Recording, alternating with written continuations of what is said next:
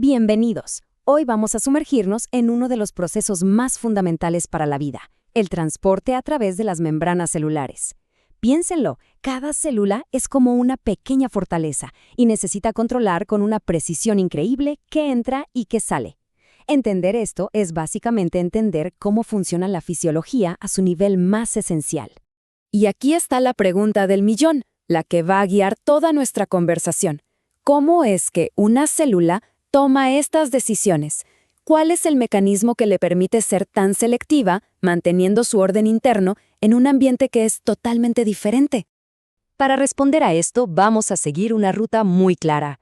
Primero vamos a ver la barrera en sí, la membrana. Después, vamos a entender por qué es tan importante mantener un desequilibrio químico. Y por último, analizaremos las dos grandes estrategias que usa la célula para lograrlo todo. Muy bien, arranquemos con la primera parte. Ojo, la membrana no es una simple bolsa que contiene cosas, es una frontera dinámica, una barrera inteligente que es, literalmente, la línea que separa el caos del exterior del orden de la vida celular. A ver, su estructura fundamental es esta que vemos aquí, la bicapa lipídica. Imaginen dos capas de moléculas de grasa, como a un sándwich que se enfrentan. Su naturaleza grasosa es la clave de todo, porque repele de forma natural a casi todo lo que se disuelve en agua. Así que de entrada ya tenemos una barrera súper efectiva. Pensemos en esta bicapa como los muros de la fortaleza. Su centro es hidrofóbico, o sea, le tiene pánico al agua. Y es precisamente ese pánico lo que le da su poder. Cualquier cosa con carga eléctrica, como los iones, simplemente no puede pasar por ahí. Esta es la primera regla, la más básica de la selectividad de la membrana. Pero claro, una fortaleza necesita puertas y guardias, y esas son las proteínas de membrana. Tenemos a grandes rasgos dos tipos.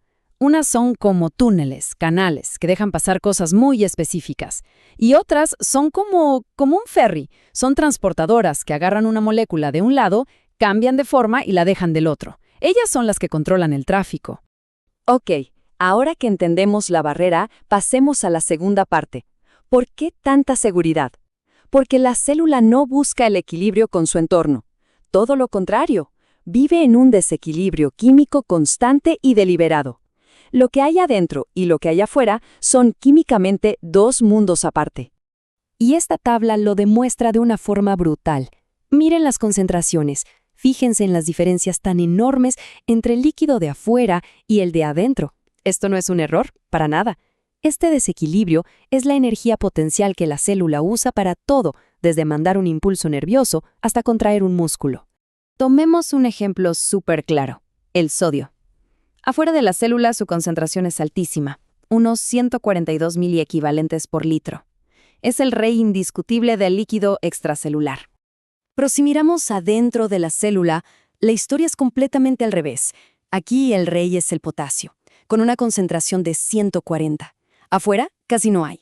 La célula invierte una cantidad de energía enorme para mantener estas diferencias, estos gradientes tan marcados. Lo que nos lleva naturalmente a la pregunta clave. ¿Cómo lo hace? ¿Cómo mantiene este desequilibrio tan improbable?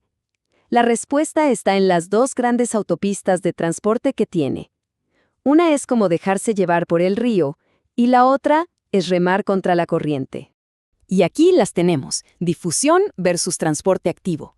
La difusión es el camino fácil, es pasivo. Las moléculas simplemente se mueven de donde hay más a donde hay menos. No cuesta energía. Pero el transporte activo, ese es otro cuento. Es mover algo cuesta arriba, en contra de su gradiente natural. Y para eso, claro, hay que pagar un precio. Se necesita energía.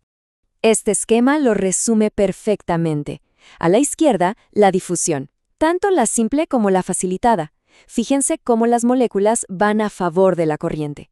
Ahora, miren a la derecha, el transporte activo. La molécula va en contra de la concentración y por eso se necesita esa chispa de energía, el ATP. Dentro de la difusión hay dos sabores. La simple es para moléculas que son como fantasmas. Atraviesan la pared de grasa como si nada, como el oxígeno. La facilitada es para las que no pueden pasar solas. Necesitan que una proteína transportadora les dé la mano para cruzar, pero ojo, siempre a favor del gradiente. ¿Y qué es lo que impulsa la difusión? No hay un motor, no hay una fuerza dirigida.